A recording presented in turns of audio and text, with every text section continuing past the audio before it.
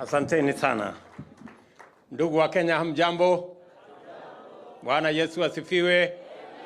Asalamu alaikum.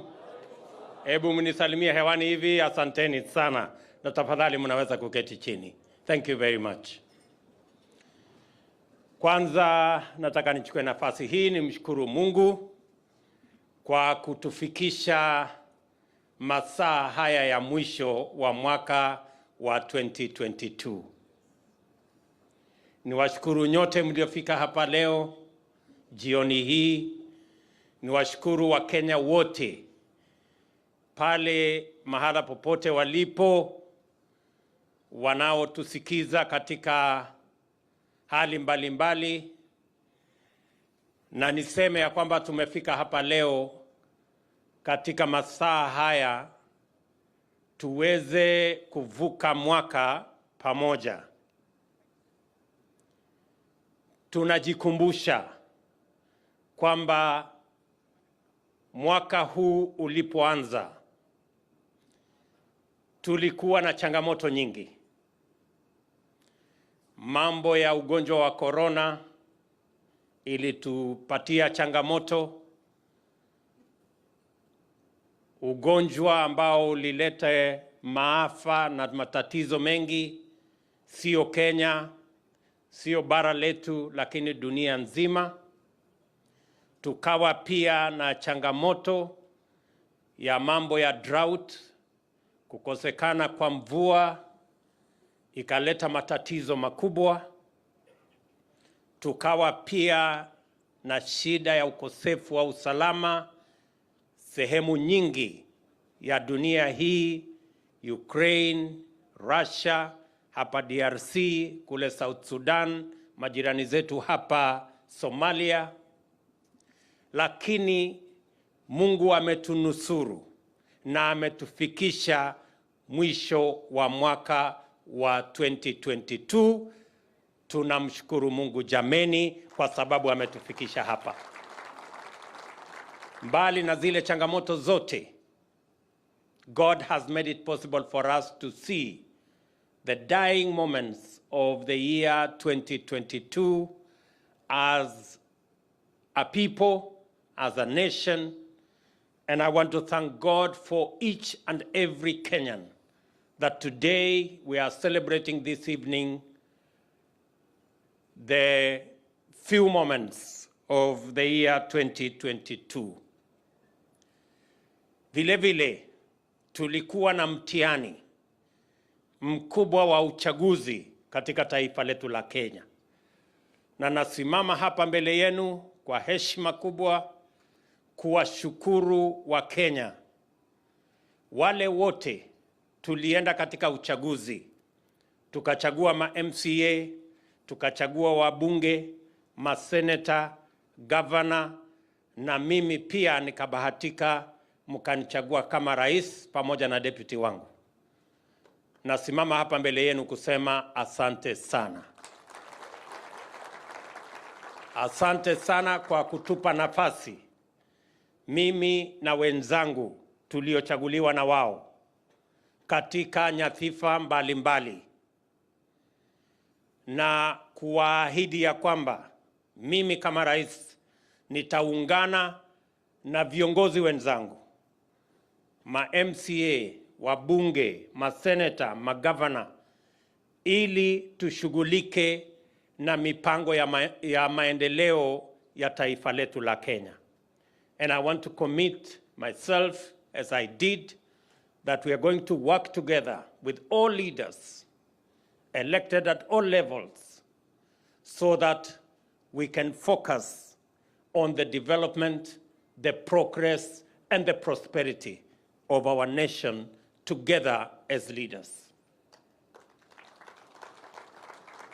Najua ya kwamba wachache wetu, mbali na kuwa na mirengo tofauti tofauti ya kisiasa ambayo ni kawaida ya demokrasia, wachache wetu walijaribu kutugawanya kwa mirengo ama kwa sehemu za ukabila. Mimi namshukuru Mungu ya kwamba wale waliojaribu kutugawanya kama vikundi ya kikabila hawakufaulu. Na nawashukuru Wakenya wote kwa sababu walikataa, walikemea, na sote pamoja tukashinda njama za ukabila katika taifa letu la Kenya. Na tukawa na uchaguzi ambao ulikuwa na mambo mawili ya muhimu. Ya kwanza, tulikuwa na uchaguzi ambao ulizima mambo ya ukabila katika taifa letu la Kenya.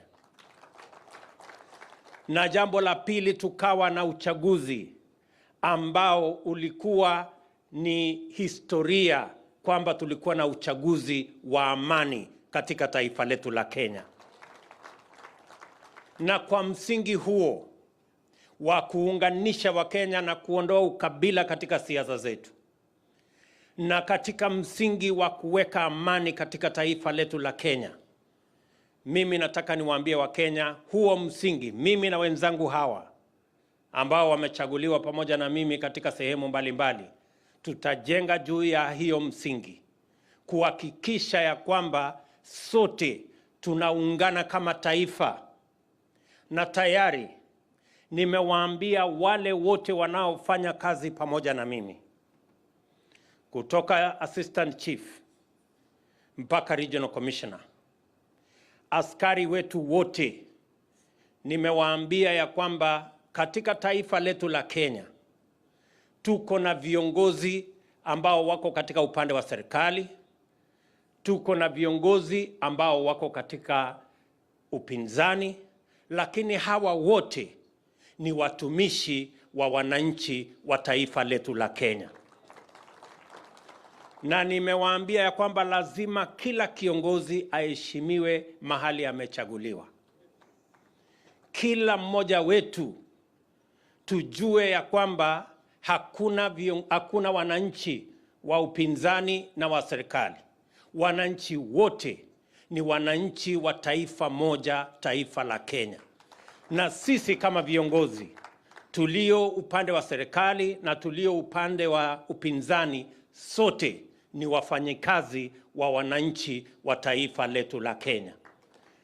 Na waomba viongozi wote katika safari hiyo tujue ya kwamba sote tunawatumikia wananchi wa taifa letu la Kenya.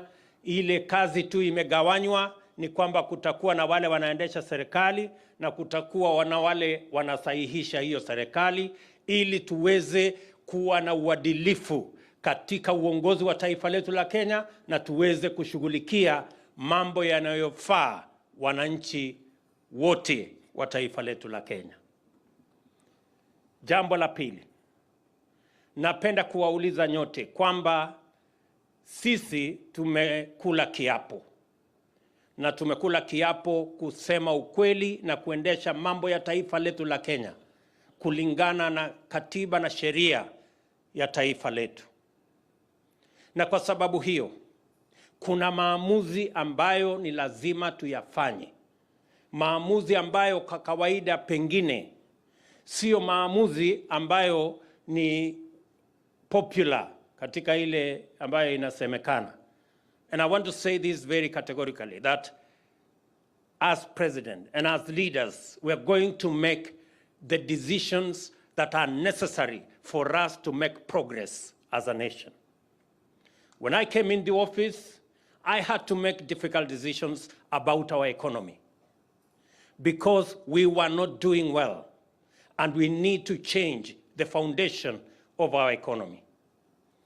I found that there were decisions that were made for political expediency for that time because we had an election.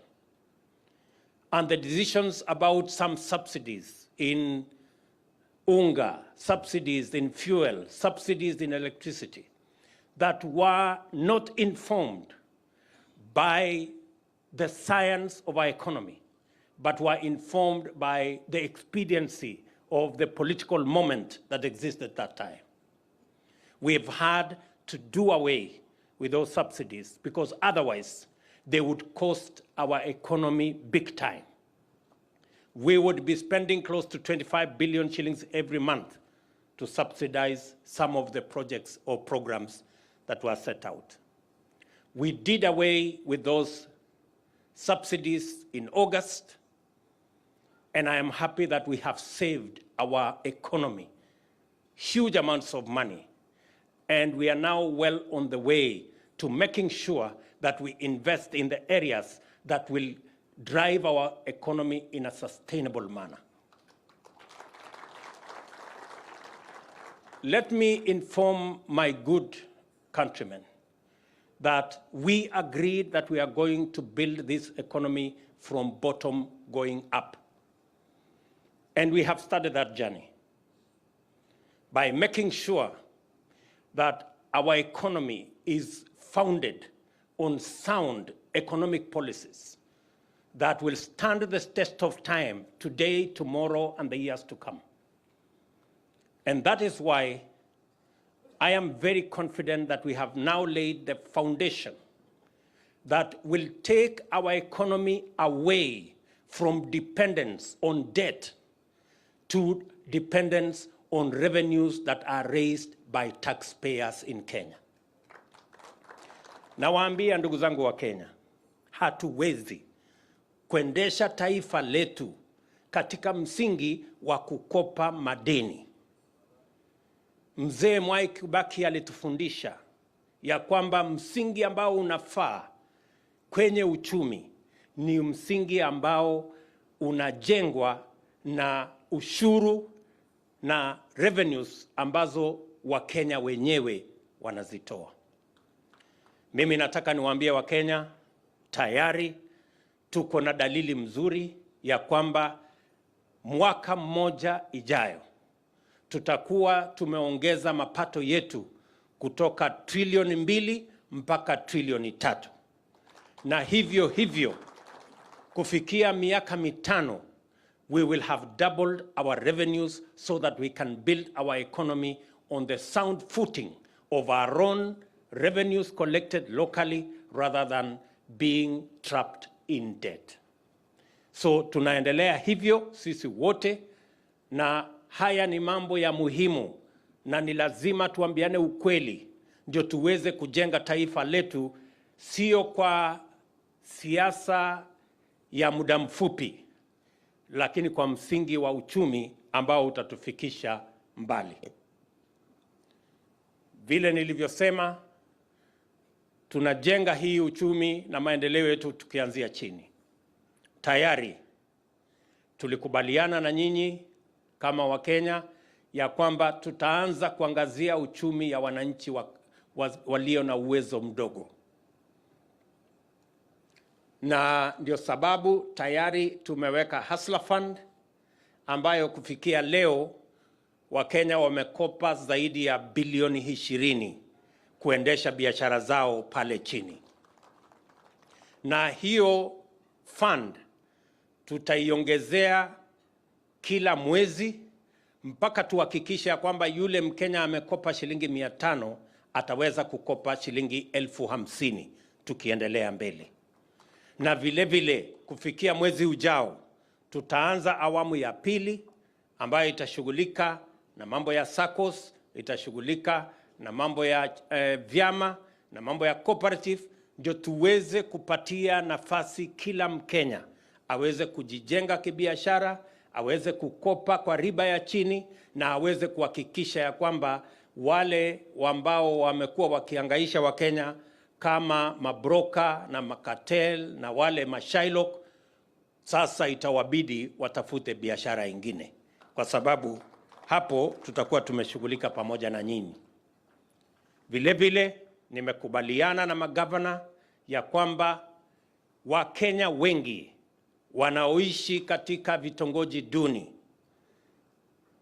ambayo inaitwa slums na sehemu zingine informal settlements, tumekubaliana ya kwamba every year tutajenga nyumba 1,200.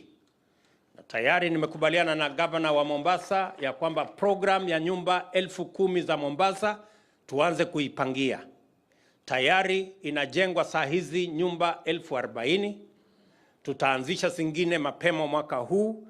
Nitakuwa Nakuru, nitakuwa Bungoma nitakuwa kule Homa Bay, nitakuwa hapa Mombasa na sehemu zingine za Kenya, kuhakikisha ya kwamba tunawapa nafasi wa Kenya ambao wako na mapato ya chini kuweza kuwa na nyumba ya shilingi 5,000, shilingi 10,000, alipe sio rent lakini alipe mortgage, ili baada ya miaka 15, miaka 20, nyumba pia awe ndio mwenye nyumba ni yake.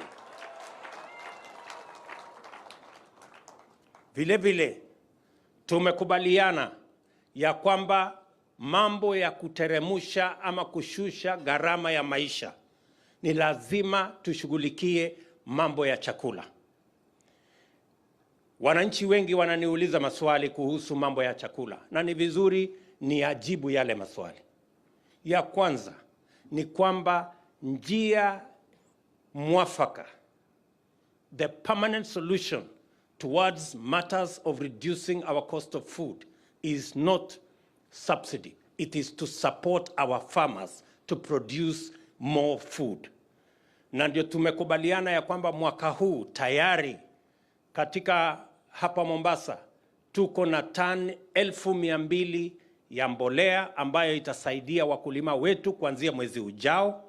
Tuhakikishe ya kwamba wakulima wetu wanapata msaada wa kuzalisha chakula, ndio chakula ipatikane kwa bei nafuu, ndio tuondoe shida na matatizo ya chakula kuwa bei ghali.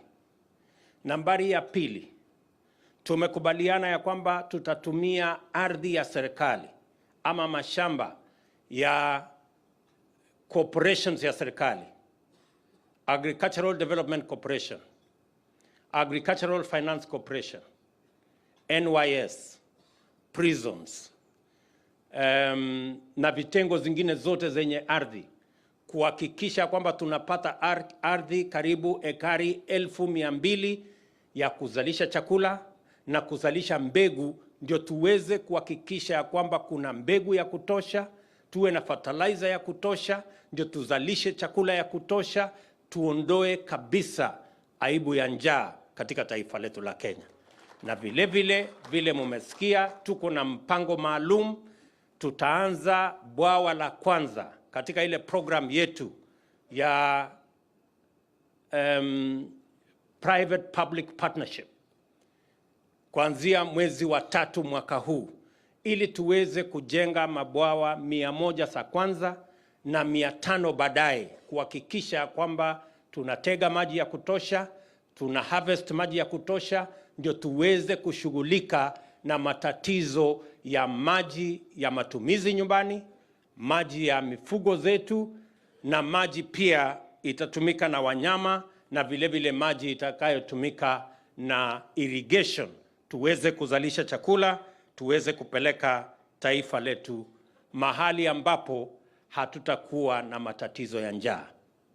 Mumesikia mhubiri hapa amesema ya kwamba ni ile makosa sisi binadamu tumefanya, tukaharibu mambo ya mazingira mpaka ikatokea janga, hata wanyama wasio na hatia wanakufa kwa sababu ya ile makosa sisi binadamu tumefanya, hasara tumelete ya mambo ya mazingira.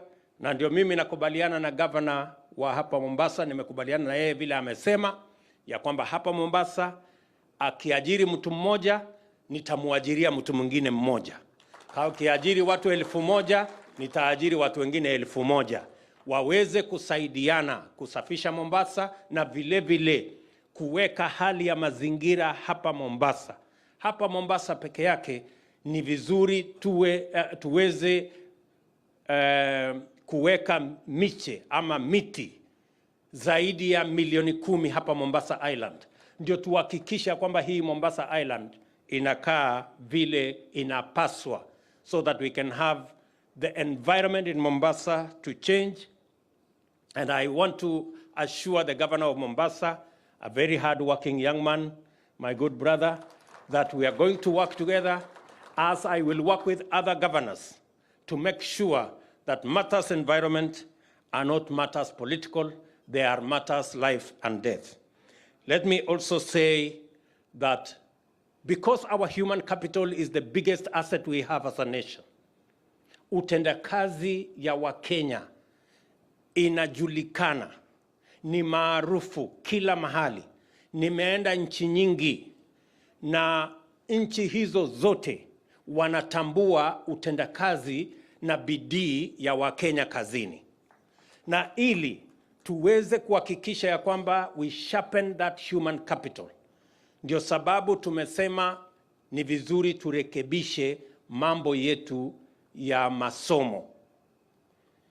Tumeweka task force ya kushughulika na mambo ya masomo, masomo ya primary, masomo ya secondary, masomo ya TVET, masomo ya university, na ningependa kuwatangazia Wakenya ya kwamba hiyo transition, we will make sure that that transition works in the best interest of ensuring that we have the best and the most qualified human capital that is going to work anywhere in Kenya and work anywhere in the world.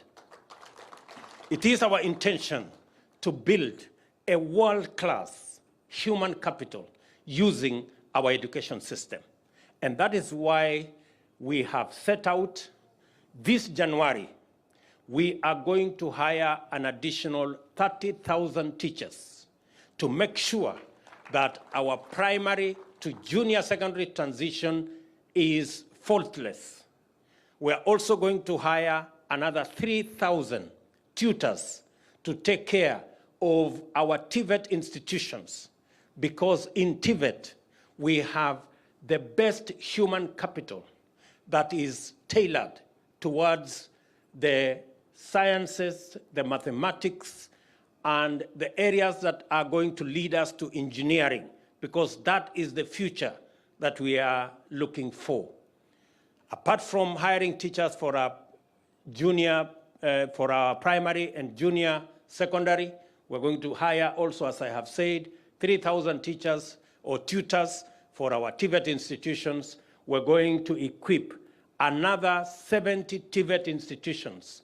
We will spend 15 billion shillings to make sure that we have the equipment that will assist in the training of our TVET students to make sure that we prepare them for the jobs of tomorrow and the future. I also want to give our assurance that from the Presidential Task Force, we are also going to sort out the challenges our universities are facing. We know many universities are facing serious debts because of the expanded nature of the program.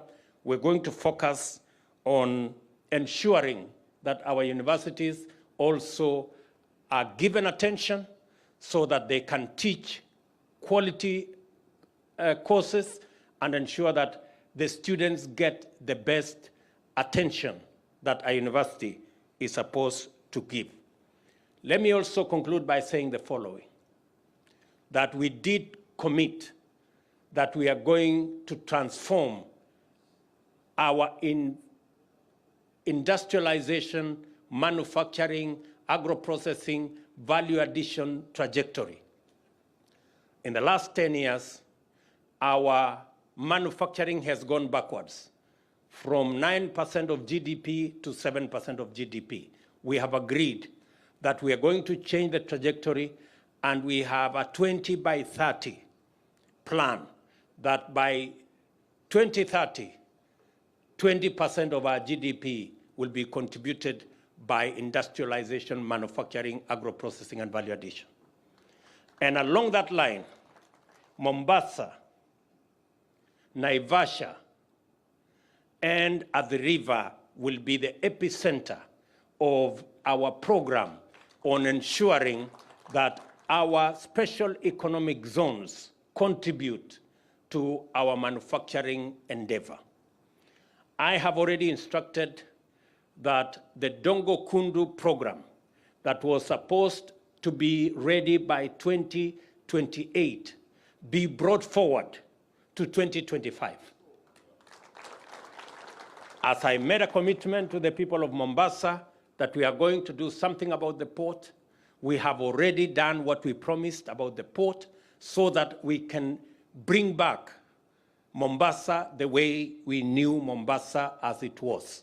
And I want to promise the people of this great county that we are going to work with you to make sure that we unlock the huge potential for manufacturing, for agro-processing, for our tea, for our coffee, and all the areas that are necessary so that Mombasa and the special economic status it enjoys gives us the benefit of employment and of value addition for all our agro-processing.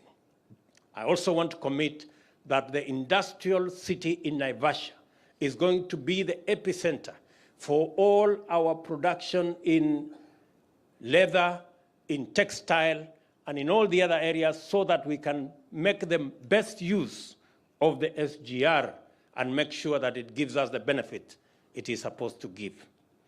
Mimi nataka niwahakikishie ya kwamba wakati tunaelekea hiyo safari, sote tutakuwa tumeungana, sote tutakuwa tunafanya hiyo kazi tukishirikiana, na mimi nataka muelewe ya kwamba hiyo safari haiwezi kutekelezwa na wachache. Haiwezi kutekelezwa na mtu mmoja.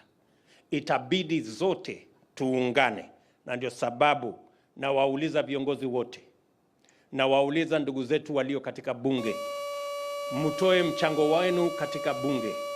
Wale walio katika Senate wafanye na hivyo. Magovernors wenzangu ambao wanafanya kazi kama governors wafanye sehemu yao, na sisi kama serikali ya kitaifa tutashirikiana pamoja na wote tuhakikishe ya kwamba tunawaunganisha Wakenya. Mimi nataka niwahakikishie vile vile ya kwamba ndugu zetu walio katika upinzani, mimi ninafurahi ya kwamba leo tuko na ndugu zetu ambao wanashughulika na kazi ya upinzani.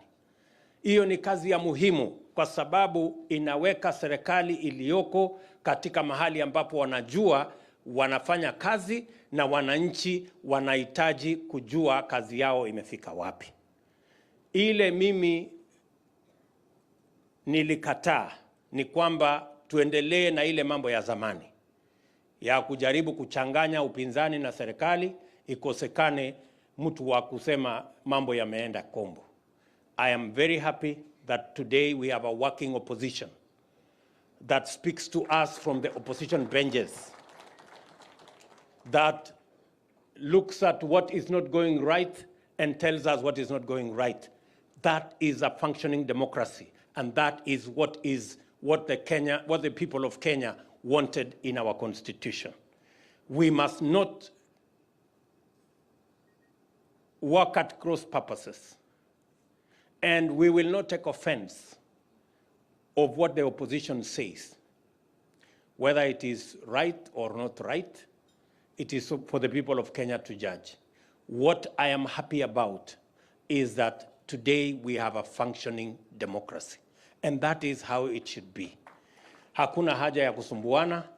Mimi nang'ang'ana pande hii na mambo ya kuendesha mambo ya serikali. Wale ndugu zetu pia wanang'ang'ana upande ile na kusukuma mambo ya upinzani. Hiyo ni mambo mzuri sana. Tuendelee namna hiyo.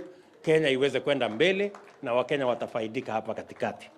Sote tuungane katika kushughulikia mambo ya Wakenya. Mimi nataka nimalizie kwa kusema ya kwamba nimefurahi sana kufika mji huu wa Mombasa. Nataka niombe wabunge wenzangu, ama wabunge ndugu zangu, tusaidiane katika mambo ya mazingira. Climate change is a reality. We are living the nightmare of drought that we have never seen in 40 years. We have lost 2.5 million livestock. We have lost even wildlife.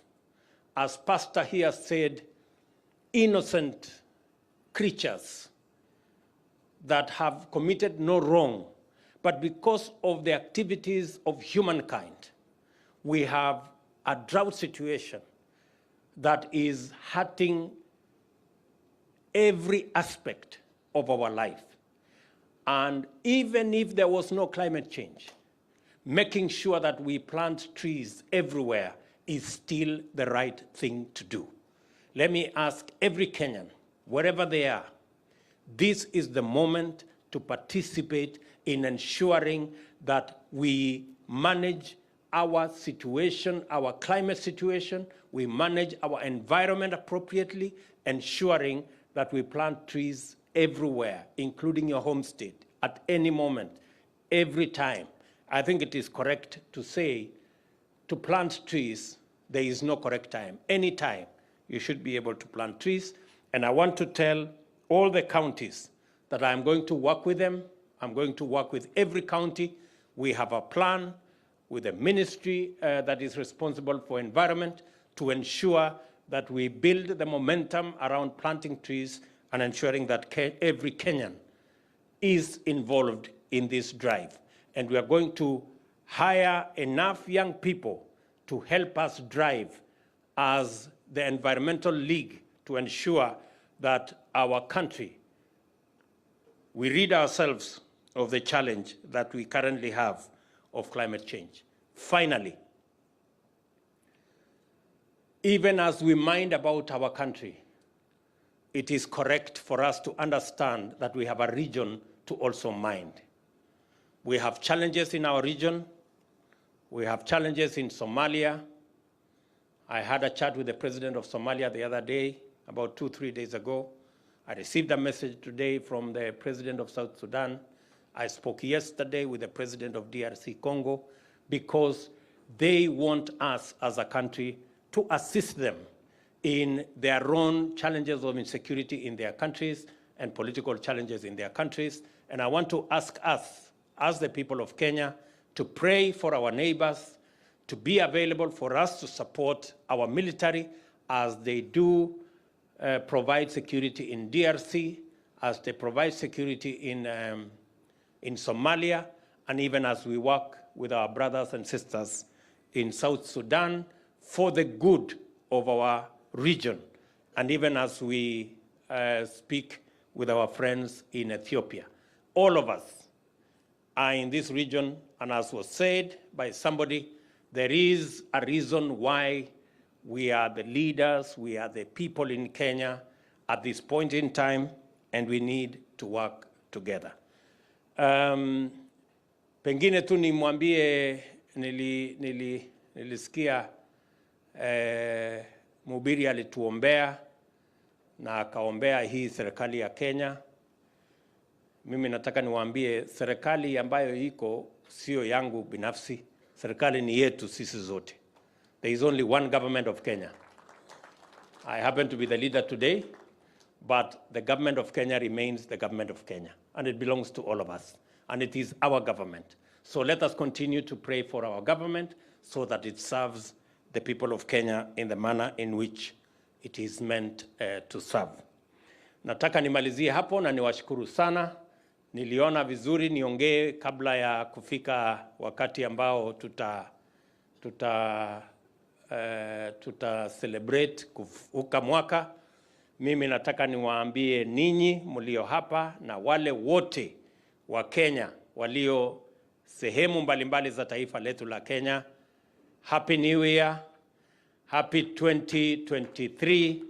Natazamia kufanya kazi na nyinyi wote, kushughulika na mambo ya Kenya pamoja na Wakenya wote, na sote tuweze kuchangia mahali ambapo tunaweza, kwa kiasi ambayo tunaweza, katika kusukuma gurudumu la taifa letu liende mbele, kwa sababu hapo ndipo uwezo wa kila mmoja wetu unahitajika.